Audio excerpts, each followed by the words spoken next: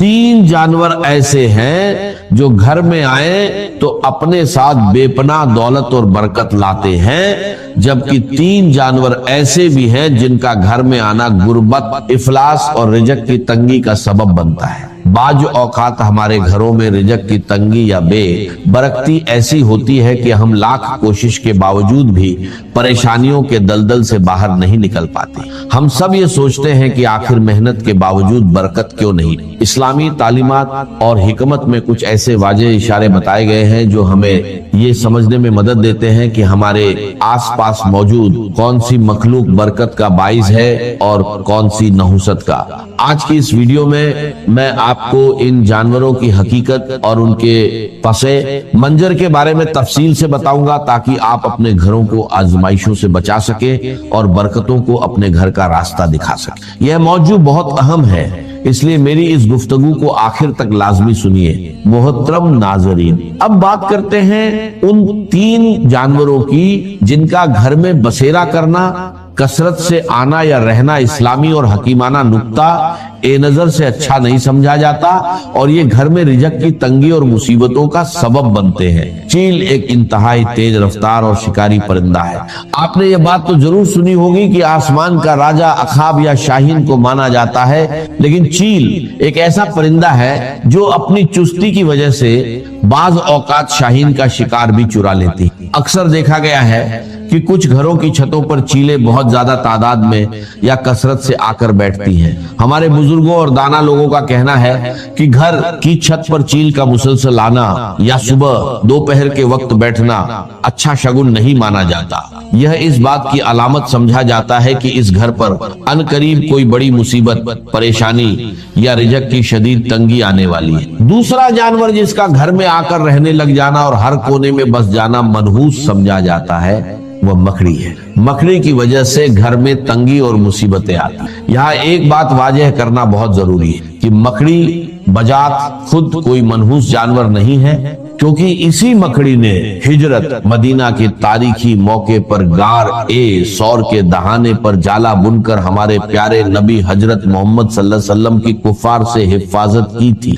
लेकिन मकड़ी की बद दुआ बहुत खतरनाक हो। मकड़ी उस वक्त बद दुआ देती है जब उसका मुकम्मल तौर पर बना हुआ जाला अचानक और बेदर्दी से तोड़ दिया जाए। इसीलिए दाना लोग फरमाते हैं कि घर में मकड़ी का जाला कभी मुकम्मल न हो। जैसे ही मकड़ी किसी कोने में जाला बुनना शुरू करे, उसे फौरन साफ कर दे। तीसरा हैवान जो घर में न सिर्फ बेबरकती लाता है बल्कि खतरनाक बीमारियों का सबब भी बनता है, वह लाल बेग। इमाम जाफर सादिक रहमतुल्लाह अलैह का एक इंतहाई अहम फरमान है, तमाम हशरातुल अरज में इंसान का सबसे बड़ा दुश्मन लाल बेग है। ये इंसान का ऐसा पोशीदा दुश्मन है जो हर वक्त गंदगी फैलाने और नुकसान पहुंचाने की ताक में रहता है। अगर आपके घर में लाल बेग कसरत से नजर आने लगे तो समझ जाएं कि बरकत उठा। साइंसी तहकीक भी इस बात की तस्दीक करती है कि घर में लाल बेगों का ज्यादा होना दिल की बीमारियों की बड़ी वजह है।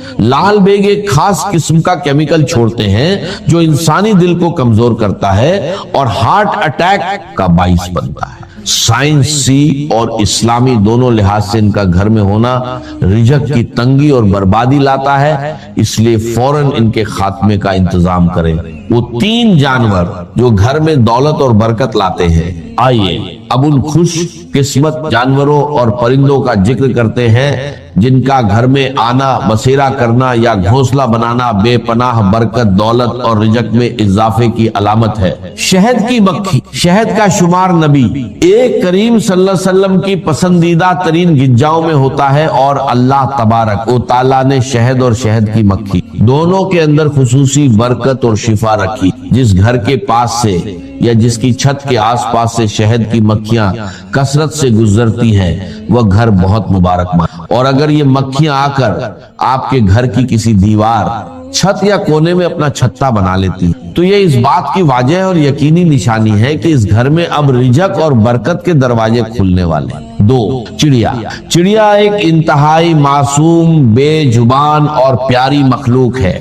घर के आंगन में चिड़ियों का चहचहाना वैसे ही दिल को सुकून देता है, लेकिन اسلامی روایت اور بزرگوں کے تجربات کے مطابق گھر میں چڑیا کا گھونسلہ بنانا بہت ہی زیادہ مبارک مانا جاتا ہے۔ اگر چڑیا آپ کے گھر کی کسی سرخی، پنکھے یا کونے میں گھونسلہ بنا لے تو اسے کبھی بھی نقصان نہ ہو۔ نظر بزرگوں کا کہنا ہے کہ چڑیا کا یہ معمول ہوتا ہے کہ وہ صبح سویرے اپنے گھونسلے سے اڑنے سے پہلے اللہ تعالیٰ کی حمد ثنا کرتی ہے، سبحان اللہ کا ورد کرتی اور اللہ سے یہ دعا مانگتی ہے، یا اللہ نہ صرف مجھے رزق عطا کر بلکہ جس گھر میں نے گھونسلہ بنایا ہے اس گھر والوں پر بھی رزق کی تنگی نہ آنے دے۔ تیسرا جانور جس کا گھر میں آنا رہنا یا بچے دینا بے پناہ دولت اور خوشحالی لاتا ہے وہ بلی۔ ام المومنین حضرت عائشہ رضی اللہ عنہا سے روایت ہے کہ نبی کریم صلی اللہ علیہ وسلم نے ارشاد فرمایا، یقیناً بلی ہرگز ناپاک نہیں ہے بلکہ یہ تو تمہارے گھروں میں کثرت سے آنے جانے والی مخلوق ہے۔ ہمارے پیارے نبی صلی اللہ علیہ وسلم کو بلی اس قدر پسند تھی کہ روایت کے مطابق آپ صلی اللہ علیہ وسلم بلی کے برتن میں بچے ہوئے پانی سے وضو تک فرما لیتے تھے۔ بلی کی دعا اور بد دعا دونوں سیدھی عرش تک جاتی ہے۔ اگر آپ کے گھر میں بلی آتی ہے اور آپ اپنی حیثیت کے مطابق اسے روٹی کا ٹکڑا ڈال دیتے ہیں، دودھ یا پانی کا بندوبست کر دیتے ہیں تو وہ خوش ہو کر آپ کے حق میں دعا کرتی۔ جب بلی دل سے دعا دیتی ہے انسان کے وارے نیارے ہو جاتے ہیں۔ نتیجہ اور التماس۔ محترم ناظرین، قدرت کے اس پورے نظام میں اللہ تعالیٰ نے ہر مخلوق کی ایک خاص اہمیت رکھی۔ اگر ہم اللہ کی بے زبان مخلوق پر رحم کریں گے تو عرش والا ہم پر رحم کرے گا اور ہمارے رزق کے بند دروازے کھول دے گا۔ وہ تمام چیزیں جنہیں ہم نے ضروری سمجھ لیا ہے، درکار سمجھا ہوا ہے کہ یہ بھی ضروری، یہ بھی ضروری، یہ بھی درکار ہے، یہ بھی درکار ہے، اکثرت درکار نہیں، اس کی اکثریت جو ہے وہ درکار نہیں ضروری۔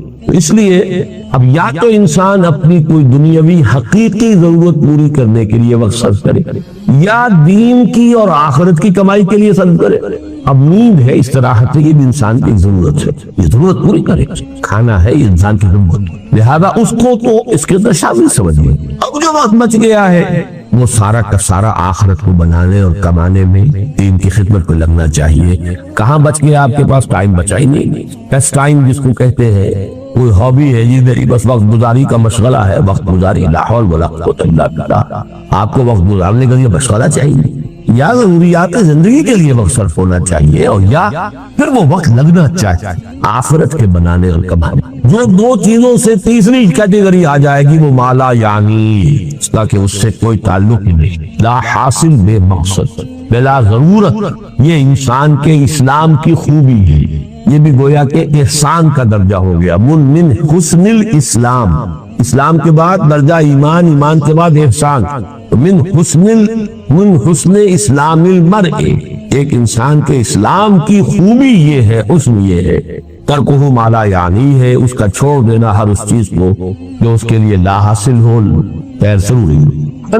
ابی حمزہ انس بن مالک رضی اللہ عنہ خادم رسول اللہ صلی اللہ علیہ وسلم عن النبی صلی اللہ علیہ وسلم قال، یہ جن کو ہم جانتے ہیں حضرت انس حضور کے خادم تھے، ان کی والدہ 9 برس کی عمر تھی ان کی جبکہ حضور کی خدمت میں چھوڑ گئی تھی کہ حضور یہ بچہ آپ کے پاس رہے گا، آپ کی خدمت کرے گا، آپ کی صحبت سے فیض یاب۔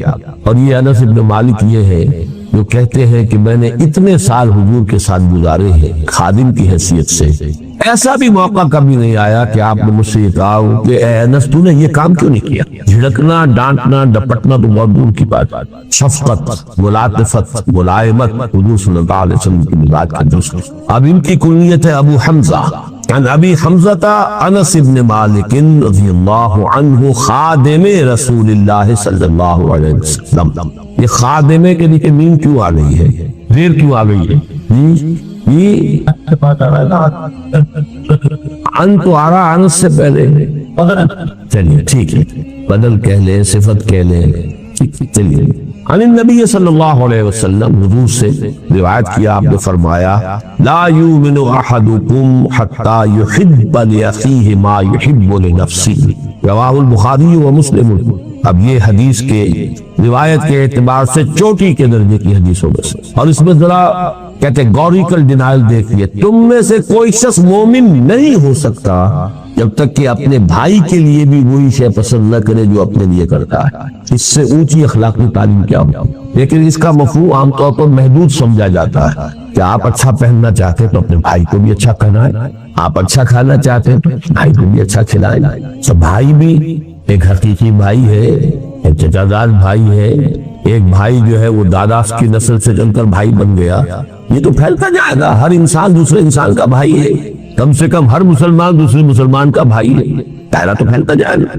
لہذا ایک طرف تو گویا کہ لوگوں کی طرف خیر اور بر، تبرع، اس کی تلقین ہو گئی، لیکن اصلاً یہ حدیث ہم نے خاص طور پر جو کوٹ کی ہے وہ کس اعتبار سے؟ یہ دعوت دین کے لیے بنیادی موٹو۔ آپ نے اگر دین کو اپنے لیے پسند کیا ہے اور آپ اپنے بھائی کو اس کی دعوت نہیں دے رہے تو آپ نے ایمان کی رمق دی، آپ نے خود اپنے آپ کو جہنم سے بچنے کا تو سامان کر لیا ہے اور اپنے بھائی کو جہنم کی طرف جاتے دیکھ رہے ہیں، اور ٹک ٹک دیدم دم نہ کشیدم، ایمان کا یہ رمق لا یؤمن احدکم، یہ دعوت کا سب سے بڑا موٹو۔ میرے بھائی، میری اولاد، میرے رشتہ دار، میری قوم، دائرہ وسیع ہوتا جائے گا۔ تنظیم اسلامی کا جو ہمارا تاسیسی قرارداد، اس کی پھر تشریحات ہو، ہر شخص کو داعی ہونا چاہیے، اور دعوت کا دائرہ قو انفسکم، اس کے بعد واہلیکم، اس کے بعد اپنا کنبہ قبیلہ، یا اس کے بعد اپنی قوم، یا قوم اعبدوا اللہ، اس کے بعد پوری نوع انسانی ہے۔ یہ سب سے بڑی خدمت خلق، اس لیے کہ کھانا پینا پہننا یہ تو صرف اس دنیا سے متعلق ہے، جو آخری زندگی ہے، آخرت کی زندگی ہے، ابدی زندگی ہے، ہمیشہ کی زندگی ہے، اس کے خیر اور اس کی بھلائی میں آپ دوسروں کو شریک نہیں کرنا چاہ رہے، پوری طرف سے ایڑی چوٹی کا زور لگا دے، کوئی ریجیکٹ کرتا ہے تو وہ اس کے دل میں ہے، اس کی جواب دہی وہ خود اللہ کے ہاتھ کرے گا۔ لیکن اگر آپ نہیں کر رہے ہیں تو آپ اس حدیث کی زد میں آ جائیں گے، لا یؤمن احدکم حتی یحب لاخیہ ما یحب لنفسہ۔ اب ایک حدیث آ رہی ہے کہ جو اسلام کے قانونی نظام کی ایک اہم ترین شق ہے۔ عن ابن مسعود رضی اللہ عنہ رضی اللہ تعالی عنہ قال رسول اللہ صلی اللہ علیہ وسلم لا يحل دم امرئ مسلم الا باحدى ثلاث السيب الزاني والنفس بالنفس والتارك لدينه المفارق للجماعة، رواہ البخاری و مسلم۔ یہ بھی پھر روایت کے اعتبار سے بہت اونچی حدیث۔ نہیں حلال ہے کسی مسلمان کا خون، یعنی خون بہانا، اس کی جان لینا حلال نہیں ہے۔ لا یحل دم امرئ مسلم، کسی مسلمان انسان کا خون جائز نہیں ہے، خون بہانا، قتل کرنا جائز نہیں ہے، الا باحدى ثلاث، سوائے تین میں سے کسی ایک شکل کے۔ السیب الزانی، شادی شدہ زنا کرنے والا یا زنا کرنے والی، رجم، ظاہر بات ہے پتھر ماریں گے تو سر پھوٹے گا اور جسم کے اوپر لگے گا، خون بہے گا، مارنا۔ والنفس بالنفس، قتل عمد کا مجرم، اگر اس کے ورثاء جو ہے مقتول کے سے معاف نہ کرے، یا یہ کہ خون بہا لینے پر آمادہ نہ ہو تو اس کی جان دی جائے گی، اس کا خون جو ہے جائز ہو گیا۔ والتارک لدینہ، اور دین کو چھوڑ دینے والا مرتد، المفارق للجماعہ، جو جماعت کے اندر مفارقت پیدا کر رہا ہے، تفرقہ ڈالتا۔ یہ جو ہے تین شکلیں یہ ہے مسلمان کے قتل۔ چوتھی شکل ہے کسی کافر حربی کے قتل، چنانچہ جو بھی ہمارے سورہ فرقان کے آخری رکوع میں بھی آتا ہے، والذین لا يدعون مع الله إلها آخر ولا يقتلون النفس التي حرم الله إلا بالحق ولا يزنون۔ تو قتل جو ہے بالحق وہ صرف چار شکلیں ہیں۔ کافر بھی یہ نہیں کہ جس کافر کو دبتا ہو قتل کر دو، کافر حربی ہو، جس کے ساتھ جنگ ڈکلیئرڈ ہو، حربی کافر، اور اس کے بعد مسلمان جو ہے وہ تین شکلوں میں سے ایک۔ اب بدقسمتی سے اس رجم کے بارے میں چونکہ مولانا امین نصر اصلاحی صاحب نے بھی بڑی اجماع امت سے ہٹ کر اور ان احادیث صریحہ کو رد کرتے ہوئے بات کہی ہے، میں حال ہی میں انہیں خط لکھ رہا ہوں، آپ دعا کریں اللہ تعالیٰ ان کے دل کو پھیر دے، اللہ نے انہیں عمر طویل دی ہے، میں درخواست کر رہا ہوں کہ وہ رجوع کریں اپنے اس مرنے سے پہلے اللہ تعالیٰ انہیں اس کی توفیق دے دے، اللہ تعالیٰ دلوں کو بدل سکتا ہے۔ تو السیب الزانی، زانی یا زانیہ جو شادی شدہ، اگر غیر شادی شدہ ہے تو 100 کوڑے کی سزا قرآن میں آئی ہے۔ شادی شدہ کے رجم کی سزا قرآن میں نہیں آئی ہے، یہ حدیث اور سنت سے ہے، اور اسلامی قانون کا بنبا قرآن کے ساتھ ساتھ سنت رسول، اور اصل میں یہ سنت رسول بھی نہیں ہے، اس سے بھی آگے بڑھ کر شریعت موسوی کا وہ قانون ہے جو منسوخ نہیں ہوا۔ شریعت موسوی اسلامی شریعت تھی، اب اس میں سے جو چیزیں منسوخ ہو گئی، ورنہ جو چیزیں شریعت موسوی کی منسوخ نہیں ہوئی وہ جو کی تو قائم ہے۔ اس لیے حضور نے جب پہلا رجم کیا ہے تو آپ نے فرمایا کہ اللہ میں نے تیری کتاب کے حکم کو زندہ کر دیا۔ وہ کتاب سے مراد تورات، قرآن میں تو ہے ہی نہیں، اس میں کچھ اشکالات ہیں لیکن یہ بحث کا موقع نہیں ہے، بس دعا ضرور کیجئے، آپ تہہ دل سے دعا کیجئے۔ تو آج ہی میں خط ان کو بھیجوں گا، آپ دعا کریں کہ اللہ تعالیٰ ان کو رجوع کی توفیق عطا فرمائے۔ والنفس بالنفس، یہ تو صاف سی بات ہے۔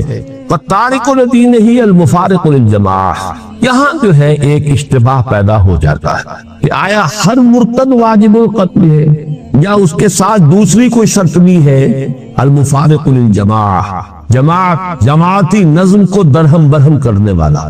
الفاظ کے اندر احتمال ہے اس بات کا کہ ہر مرتد کی سزا قتل نہیں، ان الفاظ کے اندر احتمال ہے، لیکن جو مرتد بھی ہو اور جو قبر کس لے اب اپنے اس ارتداد کے جراثیم کو اور پھیلا رہا ہو اور اس کے اندر فساد پھیلا رہا ہو، اس کے حق میں حضرت علی رضی اللہ تعالی عنہ کا ایک فعل بھی ہے ہمارے پاس۔ یہ خوارج کے بارے میں، جن کے بارے میں کہ امت کا اجماع ہے کہ وہ اسلام سے نکل گئے تھے، مرتد ہو گئے تھے، لیکن یہ کہ حضرت علی رضی اللہ تعالیٰ عنہ نے انہیں یہ کہا تھا آخری وقت تک کہ اگر تم لوگ فساد نہیں مچاؤ گے تو میں تمہیں کچھ نہیں۔ لیکن یہ بھی ایک بڑی فقہی بحث ہے، میں اس کی تفصیل میں جانا نہیں چاہتا اس وقت۔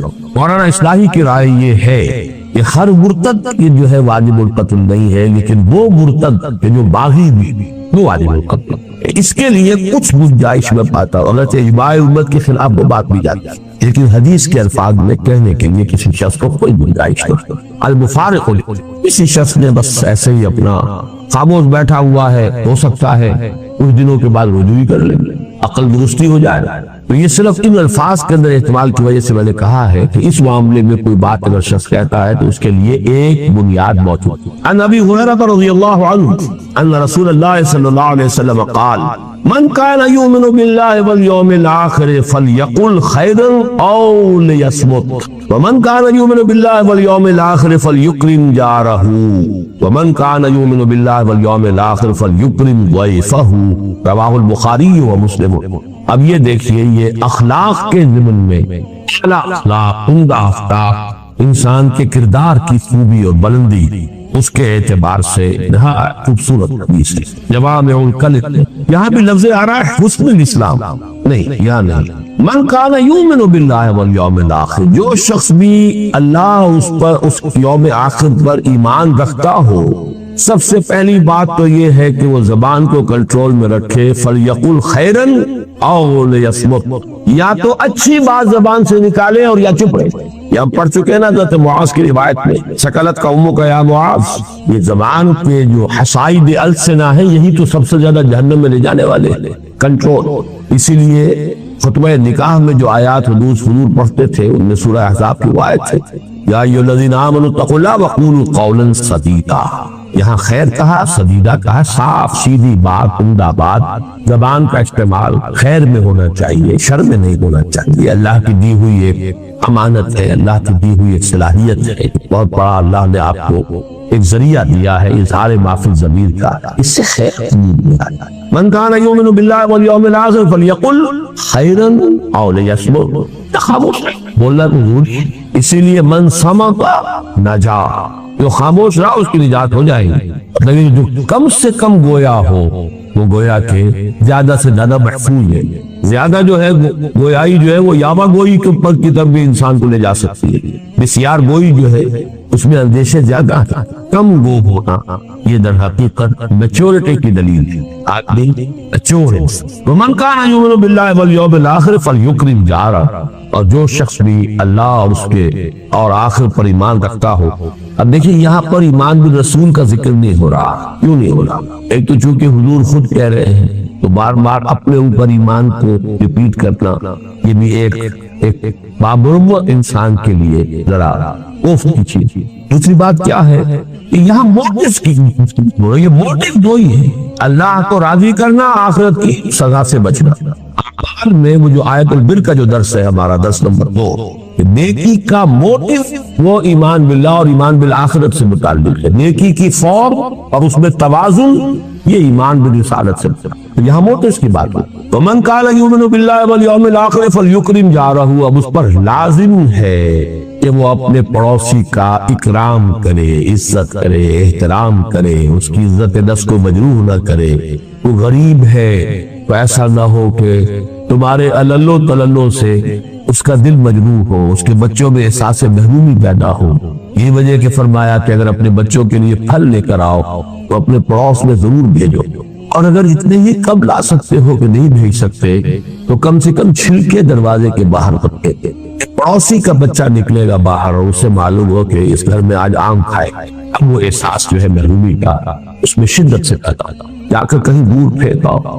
اس درجے باریک بینی کے ساتھ جو ہے یہ اخلاق حسنہ کی تلقین محمد رسول اللہ صلی اللہ علیہ وسلم۔ وَمَنْ كَانَ يُؤْمِنُ بِاللَّهِ وَالْيَوْمِ الْآخِرِ فَلْيُكْرِمْ ضَيْفَهُ، اور جو کوئی بھی ایمان رکھتا ہو اللہ پر اور یوم آخر پر، اس کے لیے لازم ہے کہ اپنے مہمان کی عزت کرے، اس کا اعزاز کرے، اس کا اکرام کرے۔ یہ جو مہمان نوازی ہے اصل میں یہ بھی حسن الاخلاق میں سے ہے، اور واقعہ یہ ہے کہ جب تک تمدن فاسد نہیں ہو جاتا، چاہے کوئی معاشرہ کافرانہ ہو، لیکن ابتدائی شکل میں جب بھی معاشرہ ہوتا ہے نیسنٹ، جبکہ ابھی پولیوشن نہیں ہوئی ہوتی، اور یہ بڑے بڑے شہر جو ہے ان میں آ کر یہ چیز ختم ہو جاتی ہے، بڑے بڑے شہروں میں مہمان مصیبت نظر آنے لگتا، اس کی وجوہات ہیں۔ دیہات میں کوئی کبھی جائے گا شاذ، اور شہر میں تو لوگ آتے رہتے ہیں، اپنا یہ کام ہے، اپنا وہ کام ہے، آئے اپنے کام سے، آپ کیا تشریف لے آئے ہیں۔ اب آپ روزانہ جو ہے وہ لوگوں کی ضیافت کر کے تو آپ کا تو بیڑا فرق ہو جائے گا، ٹائم ختم ہوتا ہے، آپ کے خرچ۔ اسی لیے حضور کی ایک حدیث میرے ذہن میں اس کا مطلب نہیں ہے کہ آپ نے بڑے شہر بنانے سے روکا، شاید 5 لاکھ کی غالباً آبادی آپ نے کسی حدیث میں ہے معین کی ہے، اس کے بعد شہر اور بسایا جائے، اس سے آگے شہر نہیں ہونا چاہیے۔ اور اس پر عمل کیا جرمنز نے، انہوں نے اس طرح پھیلایا ہے اپنے ملک کے اندر انڈسٹری کو، کہیں کنسنٹریشن، ایک جگہ پر ایک انڈسٹری ہے، وہیں پر ایک شہر ہے، وہیں پر ان کے ساری سیوکس جو ایمینٹیز ہیں وہ فراہم کر دی گئی ہیں، وہیں مارکیٹ ہے، وہیں سب کچھ ہے، وہ ایک یونٹ بن گیا۔ اب 10 میل چلے جائیے، اس کے بعد کوئی اور آتا ہے، اب پھر 10 میل چلے جائیے۔ یہ نہیں کہ کلسٹر آف انڈسٹریز ہے، اور وہاں پر پھر جو حالات ہوتے ہیں اور پھر جو گندگیاں پیدا ہوتی ہیں، کوئی پڑوسی دوسرے پڑوسی کا نہ پرسان حال ہے نہ جاننے والا ہے۔ 1-1 کروڑ کا شہر ہو، آپ دیوار بیچ کے پڑوسی سے سال ہر سال پر کبھی الیکس بھی نہیں ہوتی، نانی معلوم نہیں ہوتی۔ تو یہ در حقیقت حضارت جس کو کہتے ہیں اور مدنیت مدینہ شہر سے ہے، یہ شہری زندگی کی لعنتوں میں سے ایک لعنت۔ جب تک وہ دیہاتی فطری زندگی ہوتی ہے تو مہمان نوازی انسان کے فطرت کا ایک وصف ہے۔ آدمی جو ہے خود روکھی روٹی کھا لے گا، مہمان کو چپڑی گھونڈے گا، پراٹھا کھا گا، خود کسی وقت فاقہ کر لے گا، مہمان کو دے گا۔ فَلْيُكْرِمْ ضَيْفَهُ، پھر چاہیے کہ اپنے ضیف کا وہ ہے وہ اکرام۔ عن ابی ہریرہ رضی اللہ عنہ ان رجلا قال للنبي صلی اللہ علیہ وسلم اوصد قال لا تغضب فردد مرارا قال لا تغضب، رواہ البخاری رحمہ اللہ۔ صحیح بخاری کی روایت ہے، حضرت ابو ہریرہ رضی اللہ تعالی عنہ ایک شخص نے حضور سے درخواست کی کہ حضور مجھے کوئی وصیت فرمائیے، نصیحت فرمائیے، مجھ سے کوئی بات فرمائیے ایسی جسے میں پلے باندھ دوں۔ فرمایا لا تغضب، دیکھو غصہ مت کیا۔ انہوں نے فرمایا پھر کچھ اور، پھر ارشاد فرمائیے کچھ اور، لا تغضب۔ بار بار اس نے یہ کہا، حضور یہ فرماتے رہے لا۔ اس قسم کی احادیث کے بارے میں ایک بات نوٹ کر لیجیے، میری کنٹریبیوشن یہی ہے کہ میں ان احادیث کے ضمن میں جو فہم حدیث کے بنیادی چیزیں ہیں ان کو میں مختلف حوالوں سے مختلف احادیث کے ضمن میں آپ کے سامنے لا رہا ہوں، اور ان کے نہ ہونے کی وجہ سے بڑے اشکالات پیدا ہوتے ہیں۔ دیکھیے، ایک ہوتی ہیں جنرلائزڈ قسم کی باتیں، عموم کے ساتھ سب لوگوں کے لیے وہ مفید ہو، سب لوگوں پر اپلیکیبل ہو۔ ایک ہوتی پی پی کالز، یا یہ کہ پرٹیکولر پرسن پریسکرپشن۔ اب ایک شخص جو ہے وہ ملیریا کا مریض ہے تو ملیریا کی دوا دی جائے گی، ایک ٹائیفائڈ کا مریض ہے تو ٹائیفائڈ کی دوا دی جائے گی۔ حفظان صحت کے اصول بیان کیے جائیں گے، سب کے لیے بیان کیے جائیں گے۔ دیکھو کہ پانی صاف پیا کرو، ہوا صاف رکھا کرو، مچھروں سے اپنے آپ کو بچاؤ، یہ آپ حفظان صحت کے اصول سب کے لیے بیان کیے جائیں گے۔ لیکن جب پرٹیکولر پرسن سامنے آ جاتا ہے خاص اس کے مزاج سے واقف ہو کر بات کہنا، یہ در حقیقت اس نوع کی حدیثوں میں سے. ایسے تو یہ کہ اس کا عموم کا پہلو بھی ہے، انسان مغضوب الغضب نہیں ہونا چاہیے، فوراً غصے میں آ جائے، مشتعل ہو جائے، یہ بھی ایک نفاق کی علامت ہے. لیکن اس شخص کو یہ بار بار یہی فرما رہے ہیں، معلوم ہوتا ہے کہ آپ کو اندازہ تھا کہ وہ شخص جو ہے وہ اس کے مزاج کے اندر یہ غصے کا پہلو جو ہے وہ زیادہ ہے. تو یہ ہے اصل میں پرٹیکولر پرسن کے لیے پرسکرپشن، PPP جیسے PP کال ہوتی ہے آپ کی، یہ پرسکرپشن جو ہے یہ خاص، آگے ایک اور آئے گی بات، وہ ہے جنرل پرسکرپشن. لیکن یہ لا تغضب، اس میں بھی عمومیت ہے، غضب مغلوب الغضب ہو جانا بہرحال بہت بڑی برائی ہے. لیکن یہاں جو ہے خاص طور پر محسوس ہوتا ہے کہ اس شخص کے اندر یہ بات. اسی پر قیاس کر لیجئے کہ مختلف اوراد وغیرہ جو حضور نے لوگوں کو بتائے، یہ کر لیا کرو، یہ پڑھ لیا کرو. اب ان میں سے ایک ہے جنرلائزڈ، مثلا تسبیح فاطمہ، ہر نماز کے بعد یہ 33 مرتبہ سبحان اللہ، 33 مرتبہ الحمدللہ، 33 یا 34 مرتبہ اللہ، یہ عام. کسی کو آپ نے کچھ اور بتا دیا، کسی کو کچھ اور بتا دیا. اب کوئی شخص اگر ان سب کا اہتمام کرنے بیٹھے گا تو وہی دھندا رہ گیا اس کا، وہ عدم توازن پیدا ہو جائے. اس کے اندر بھی وہ پرٹیکولر پرسنل پرسکرپشن جو ہے وہ شامل ہوتے ہیں، جیسے کہ صوفیہ کرتے ہیں. صوفیہ کے بھی اصل میں اوراد جو ہے جو انہوں نے وضع کیے تھے وہ بھی ایک پرٹیکولر دور سے متعلق چیزیں، جن چیزوں کا غلبہ ہو گیا تھا اس کے اعتبار سے انہوں نے تجویز کر دیے. اب وہ بن گئے کہ وہ گویا کہ ان کی ایک روایت ہے اور وہ ان کے شعار میں سے ہو گئے، وہی طریقے اختیار کریں. تو مستقل چیزیں تو صرف جنرلائز جو اورات یا اذکار حضور سے ہے، جو بھی مختلف اعمال ہے زندگی کے کرتے ہوئے، شیشہ دیکھو تو یہ دعا، بیت الخلاء میں داخل ہو تو یہ دعا، باہر نکلو یہ جنرلائز. اور یہ وہ چیزیں ہیں جس میں وقت لگتا ہی نہیں، تو آدمی کام وہی کرتا ہے اور دماغ کہیں جو ہے وہ شیطان کے پاس گروی رکھا ہوا ہے، یا یہ کہ آپ نے اس وقت اللہ کو یاد کر لیا اور وہ ذکر کیا حضور کے الفاظ کے ذریعے سے، تو دو نسبتیں حاصل ہو گئی کہ اللہ سے بھی نسبت ہو گئی کہ اللہ کو یاد کیا، اور چونکہ اس الفاظ سے یاد کیا جن سے حضور یاد فرماتے تھے، تو نسبت جو ہے رسول کے ساتھ ہی حاصل ہو گئی. ورنہ دماغ خالی رہے گا، کام تو کریں گے نا، آخر بیت الخلاء میں تو جانا ہی ہے، نکلنا ہی ہے، بازار میں جانا ہی ہے، واپس آنا ہی ہے، گھر سے نکلنا ہی ہے، گھر سے داخل ہونا ہی ہے. لیکن ایسے کپڑے بدلے ہیں، شیشہ دیکھا ہے، ان ساری چیزوں کے اندر اور آج یہ جنرلائزڈ، یہ ہر شخص کر سکتا. لیکن ایک یہ کہ اس طرح پڑھ لیا کرو، یوں کر لیا کرو، اس کے اندر دیکھنا چاہیے کہ اس میں کوئی پرٹیکولر پرسنل پرسکرپشن کے پہلو ہو سکتے ہیں. اس پہلو سے یہاں پر اس حدیث کے اندر اس اصول کو سمجھتے ہیں. عن ابی یعلا شداد ابن اوس رضی اللہ عنہ عن رسول اللہ صلی اللہ علیہ وسلم، حضرت شداد ابن اوس رضی اللہ تعالی عنہ جن کی کنیت ہے ابو یعلا، وہ روایت کرتے ہیں اللہ کے رسول سے صلی اللہ علیہ وسلم، ان اللہ کتب الاحسان علی کل شیء، اللہ تعالیٰ نے احسان لازم کر دیا ہے ہر معاملہ. اور یہاں احسان کس معنی میں آ رہا ہے؟ ایک احسان ہوتا ہے کسی پر احسان کرنا، اس کی کوئی تکلیف رفع کرنا، اس کی کوئی ضرورت پوری کرنا، اس کی کوئی خدمت بجا لانا، یہ احسان ہے. آپ کا مجھ پر احسان ہے، فلاں نے فلاں پر احسان کیا ہے.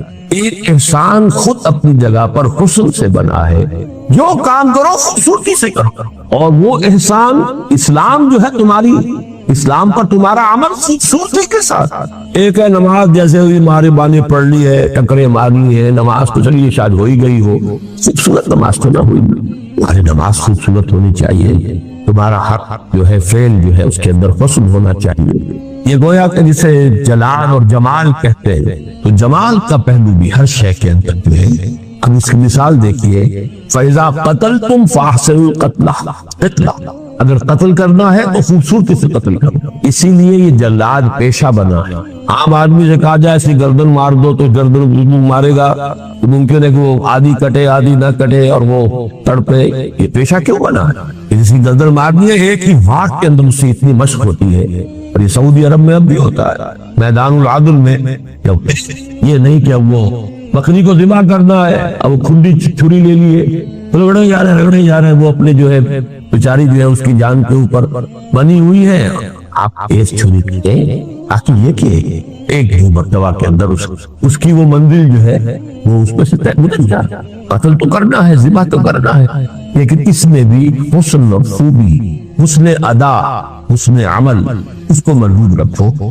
ان اللہ کتب الاحسان علی کل شیء فاذا قتلتم فاحسنوا القتلۃ واذا ذبحتم فاحسنوا الذبح وليحد احدکم شفرتہ، اور چاہیے کہ تم میں سے ہر شخص اپنی چھری کو تیز کیا، ولیرح ذبیحتہ، اور اپنے ذبیحے کو راحت پہنچائے، یعنی ورنہ یہ کہ اس کے لیے جو ہے وہ کس قدر خوف کا، اس کے بھی احساسات ہیں، اس کی بھی جان ہے، جتنی کم سے کم مدت اس پر اس کیفیت میں گزرے یہ اس کا احسان۔ تو اسلام کا احسان وہ ہے ان تعبد اللہ کانک تراہ فإن لم تکن تراہ تراہ۔ عن ابی ذر جندب بن جنادہ و ابی عبد الرحمن معاذ بن جبل رضی اللہ عنہما عن رسول اللہ صلی اللہ علیہ وسلم۔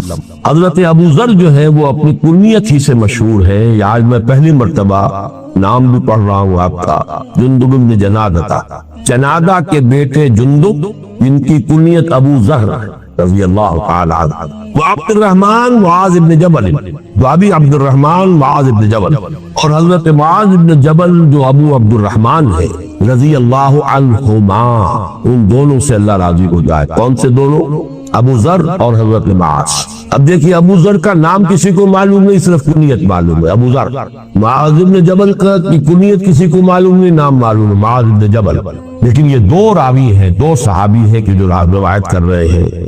عن رسول اللہ صلی اللہ علیہ وسلم قال اتق اللہ حیث ما كنت واتبع السیئۃ الحسنۃ تمحها وخالق الناس بخلق حسن، رواه الترمذی وقال حدیث حسن وفی بعض النسخ حسن صحیح۔ یہ امام ترمذی نے اس کو روایت کیا ہے، بعض نسخوں میں تو اس کو حدیث حسن صرف کہا ہے اور بعض میں حدیث حسن صحیح کہا ہے۔ یہ روایت کے درجے کے اعتبار سے ہے۔ اب یہ تین اس میں ہدایات آئی ہیں، جوامع الکلم تین۔ پہلی بات اتق اللہ حیث ما کنت، جہاں کہیں بھی ہو اللہ کا تقوی جو ہے وہ تم سے چھوٹنے نہ پائے۔ ایک اور حدیث میں آتا ہے تقوی اللہ فی السر والعلانیہ، چاہے تم کہیں چھپے ہوئے ہو اور چاہے لوگوں کے اندر سامنے موجود ہو، ہر حال میں تقوی، یہ نہیں کہ خلوت میں کچھ اور ہے جلوت میں کچھ اور ہے۔ اتق اللہ حیث ما کنت، جہاں بھی ہو اللہ کا تقوی اپنے دل میں موجود ہو۔ وَاتَّبِعِ السَّيِّئَةَ الْحَسَنَةَ تَمْحُوهَا، اور برائی کے پیچھے بھلائی کو لگا دو جو اسے محو کر دے گی۔ یہ قرآن مجید کی آیت ہے، ان الحسنات یذہبن السیئات، اور یہاں در حقیقت سیئات سے مراد صغیرہ گناہ ہے۔ کبیرہ گناہ تو توبہ کے بغیر نہیں ہوگا، آپ نے اگر اس سے توبہ نہیں کی تو کتنی ہی بھی نیکیاں آپ کرتے چلے جائیں وہ گناہ آپ کے حساب میں سٹینڈ کرے گا، ڈیبٹ جو ہے ڈیبٹ انٹری ختم نہیں ہوگی۔ لیکن چھوٹے چھوٹے گناہ صغائر ہوتے رہتے ہیں انسان سے، کبھی بے ارادہ ہو جاتے ہیں، کبھی بس نسیان میں ہو گئے، کچھ اور ہو گیا، چھوٹی بات ہو گئی۔ لیکن یہ کہ ایسے سیئات کو اگر اس کے پیچھے نیکی لگا دو گے تو وہ اس کو محو کرتے۔ ان الحسنات یذہبن السیئات، بس اس میں جو لوگ نکتے کی بات نوٹ کرنے کی، یہ کبائر میں نہیں ہے، یہ صغائر کی۔ جو حدیث میں آتا ہے انسان جب وضو کرتا ہے، کلی کرتا ہے تو زبان کے اور منہ کے گناہ دھل جاتے ہیں، آنکھوں میں پانی ڈالتا ہے آنکھ کا گناہ دھل جاتا ہے، ہاتھ دھوتا ہے تو ہاتھ کا گناہ دھل جاتا ہے۔ تو یہ در حقیقت نہیں، صغائر جو انسان سے سرزد ہوتے رہتے ہیں یہ ان کا ازالہ ہوتا ہے۔ تیسری ہدایت وخالق الناس بخلق حسن، لوگوں کے ساتھ حسن خلق کے ساتھ معاملہ کرو، ان کے ساتھ رہو، معاشرت تمہاری جو ہے عمدہ اخلاق کے ساتھ ہو، اچھے برتاؤ کے ساتھ ہو، نیک رویے کے ساتھ ہو۔ اللہ تعالی ہم اس کی توفیق عطا فرمائے۔ اس حدیث کو میں چھوڑ رہا ہوں، 19 یہ ہے وہ جو کہ تصوف کی حدیثوں میں۔ اب آئیے الحدیث العشرون عن ابی مسعود عقبۃ بن عمرو الانصاری البدری رضی اللہ عنہ۔ اب یہ ابو مسعود ایک ہے ابن مسعود، عبداللہ ابن مسعود، وہ تو ہے مہاجر کے بارے صحابہ میں سے ہے، انہی کے شاگرد ہیں کئی واسطوں سے امام ابو حنیفہ، وہ جو ہے عبداللہ ابن مسعود۔ یہ ابو مسعود ہے انصار میں سے جن کا نام ہے عقبہ ابن عمرو۔ یہ جب واو آگے لگا ہوتا ہے واو پڑھا نہیں جاتا، عمرو نہیں ہے یہ، اور واو نہ ہو تو عمر، یہ لفظ ہے کہ عمر ابن الخطاب، عمرو ابن العاص، عمرو ابن العاص کے درمیان واو ہوتا ہے لیکن واو پڑھا نہیں جاتا، عمرو ابن العاص، عمر ابن الخطاب، وہ عمر ہے یہ عمر، ان کا نام بھی عمر ہے الانصاری، عقبہ ابن عمرو الانصاری جن کی کنیت ابو مسعود ہے، رضی اللہ عنہ قال قال رسول اللہ صلی اللہ علیہ وسلم ان مما ادرک الناس من کلام النبوۃ الاولى اذا لم تستحی فاصنع ما شئت فاصنع ما شئت رواہ البخاری، بخاری کی روایت۔ حضور نے فرمایا کہ سابقہ انبیاء کی تعلیمات میں سے جو چیز لوگوں نے پائی ہے، یعنی چونکہ بہت سی تعلیمات جو ہے وہ تو گم ہو گئی، محفوظ نہیں رہی۔ نبوت الاولیٰ جو ابتدائی نبوتیں تھیں، انبیاء تھے، ان کی تعلیمات کا اکثر و بیشتر حصہ ظاہر ہو گیا، گم ہو گیا۔ ان مما ادرک الناس من کلام النبوۃ الاولیٰ، ابتدائی نبوت کے کلام میں سے لوگوں نے جو کچھ پایا ہے، اس میں سے ایک بات یہ بھی ہے، مما صرف یہی نہیں ہے، اس میں سے ایک بات یہ بھی ہے، بہت پیاری بات ہے، اذا لم تستحی فاصنع ما شئت، جب تم میں حیا ہی نہ رہے تو کرو جو چاہو۔ اسی کا فارسی میں ترجمہ ہے بے حیا باش و ہر خائی کو، ایک دفعہ حیا کا پردہ اٹھا دو پھر جو چاہو کرو۔ اسی لیے حدیث میں دوسری میں آتا ہے والحیاء شعبۃ من الایمان، حیا ایمان کا شعبہ۔ اب یہ حیا بھی سمجھیے کیا ہے، یہ بھی فطرت انسانی، اس کا تعلق کس لفظ سے ہے، کیا اس کا روٹ کیا ہوگا، ہا یا واو، اس سے کوئی اور لفظ آپ کو معلوم ہے جو بنا ہو؟ حیات، حی کے معنی کیا؟ کرنے والا، انا للہ جی زندہ، یہ کیا ہے گرامر میں جی؟ اسم تو وہ محیی ہوتا ہے بھائی، زندہ کرنے والا محیی، احیا یحیی احیاء فہو محیی جی، امتحان لیتے رہنا چاہیے۔ صفت مشبہ ہے، حی فعیل، حی فعیل، جمیل کریم نصیر بشیر قدیر، حی کیونکہ آگے کیا آ گیا ہے، ہا یا واو، یا بھی حرف علت، واو بھی حرف علت، علت ہی علت، علت در علت، اس لیے آپ سب کے سب بیمار ہو گئے۔ فعیل، اب دیکھیے حیات میں سب سے پہلا وصف کیا ہے؟ بچاؤ، لائف اپنی پریزرویشن چاہتی ہے، first of all preservation of the self جس کو کہتے ہیں، ہر اس چیز سے بچے گا جس سے کہ جان کو